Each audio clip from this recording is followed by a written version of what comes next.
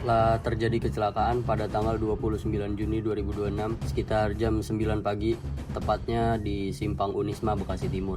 Ada seorang bapak ojol berinisial S, berumur 42 tahun. Dia lagi berhenti di lampu merah, nunggu lampu hijau. Terus tiba-tiba ada truk box dari arah Jakarta yang gak berhenti, langsung ngehantem barisan motor yang lagi diam nunggu lampu. Bapak berinisial S meninggal di tempat dan 9 orang lainnya luka-luka.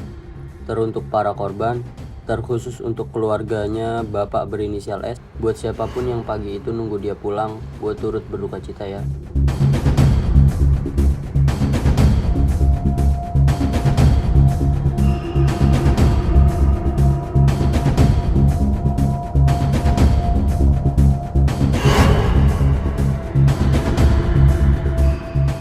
Coba kita bayangin jadi bapak berinisial S.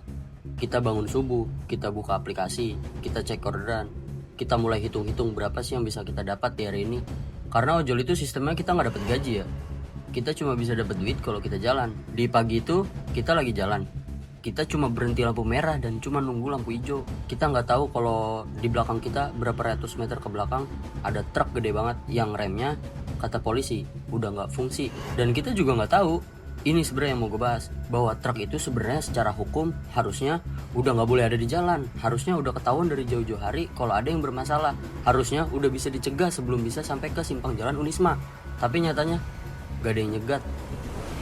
Bapak berinisial S percaya, kayak kita semua percaya tanpa pernah kepikiran buat nanya, kalau ada truk gede di jalan raya kota, berarti truk itu udah lolos sesuatu kan? Udah diperiksa kan? Udah aman kan? Nah, kepercayaan itu ternyata terbukti bisa ngebunuh orang. Cing. Di sini gue mau ngajak lo semua mikir. Gue nggak mau video ini cuma jadi tempat bilang kesian ya. Namanya juga takdir. Karena ini bukan soal nasib buruk, bukan soal takdir. Ini soal sistem. Dan di mana sih sistem itu bocornya? Nah, gue mau tunjukin satu persatu bocornya ada di mana.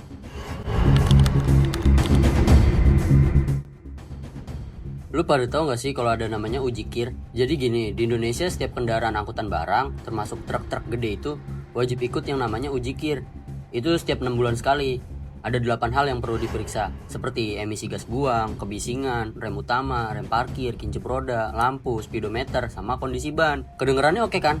Ketat, sistematis, dan ada standarnya. Tapi ini yang sering kita nggak tahu.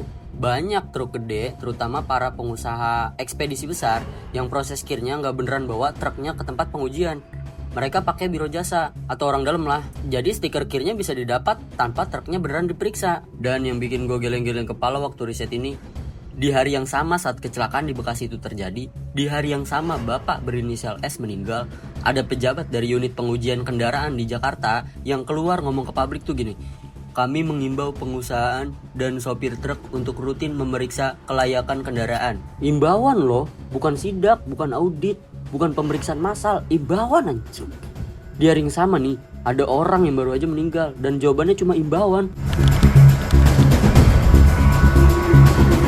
Kenapa sih perusahaan-perusahaan ini berani main-main sama sistem kir? Kenapa mau keluar duit buat urus kir lewat jalan belakang daripada benerin truknya? Karena ada tekanan ekonomi yang gede banget di balik itu. Bayangin nih, lu punya armada truk. Satu truk itu kalau dikandangin buat servis, lo rugi sehari. Kalau seminggu, itu rugi bakal lebih gede. Dan perusahaan ekspedisi punya target pengiriman, punya kontrak sama klien.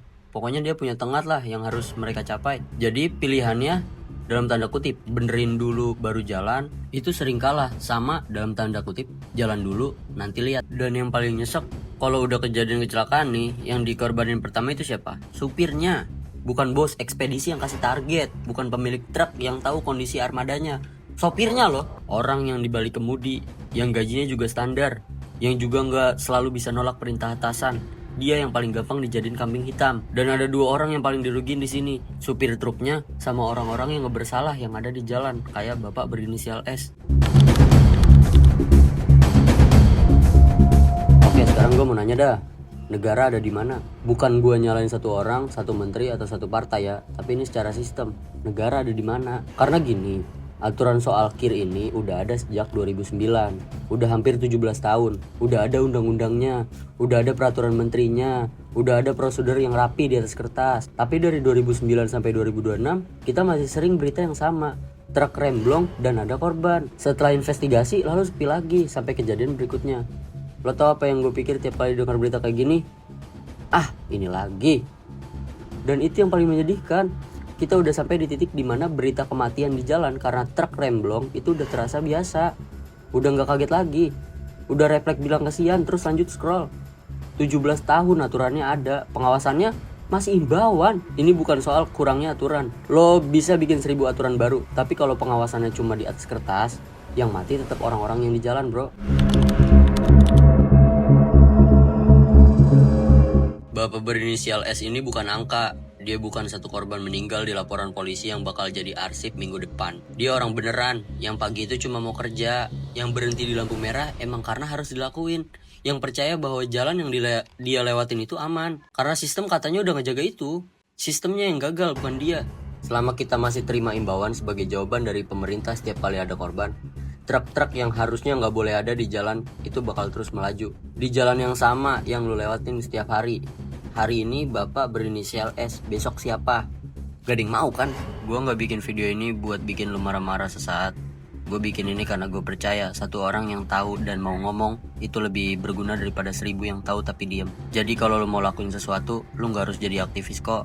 Ada hal-hal kecil yang bisa kita mulai. Contoh, kalau lu lihat kendaraan gede di jalan yang kelihatannya jelas-jelas banget nggak beres, suara remnya aneh, asapnya nggak normal, kondisinya udah parah, lu bisa lapor ke dishub setempat. Ada jalur pengaduan resminya kok, dan laporan itu nyata ngaruhnya. Kalau lu kerja di industri logistik atau ekspedisi, lu tahu lebih dari orang lain. Lu bisa jadi suara di dalam yang ngedorong perusahaan buat beneran jaga armadanya, bukan cuma kejar stiker kir. Karena kalau kita cuma diem, sistem gak akan berubah, bro. Dan nama-nama baru akan terus muncul di berita dengan cerita yang hampir persis sama. Oke, segitu aja dari gua. Gua Mula Tahu. Sampai jumpa di video berikutnya. Hati-hati guys di jalan, serius.